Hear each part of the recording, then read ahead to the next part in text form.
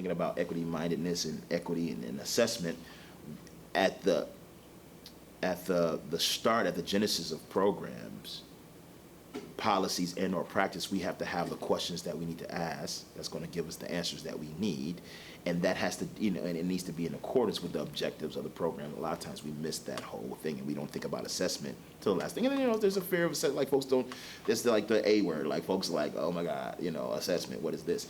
And it doesn't have to be such a huge tenuous thing, right? And we can, if we plan effectively and accordingly, then it won't be so daunting. Sort of an equity-minded approach to assessment. What are the questions that we're asking, right? Who's in the room, right? And how do we formulate the ways in which we approach assessment in a way that captures the things that we are intending to capture. I was having a conversation with a graduate student the other day, and they did this study with the Hmong population, and they were talking about how race and these issues did not come up. And I recalled me doing a study in the past where the same thing happened, where I was dealing with a unique population in a field, so it was like black folks in STEM, black women in STEM. And this was earlier on in my career, and like race didn't come up.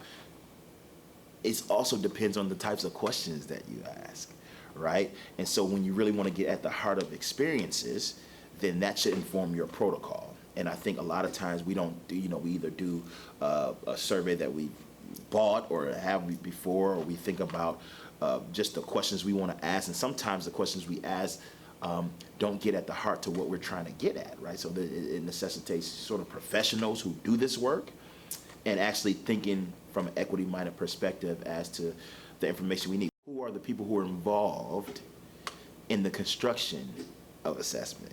Most times. If you don't have the right people in the room, you don't ask the right questions. And then by the time you need some answers, because we want to address sort of some inequities as it relates to student outcomes, we don't have the information we need to effectively address the concerns that we have.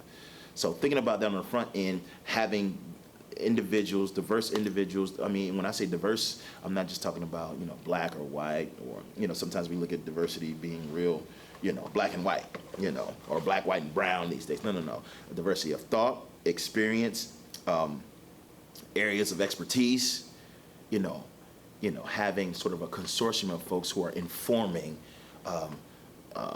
not only the construction of high impact practices and what they entail, the curriculum within, but also the assessment strategy on the front end,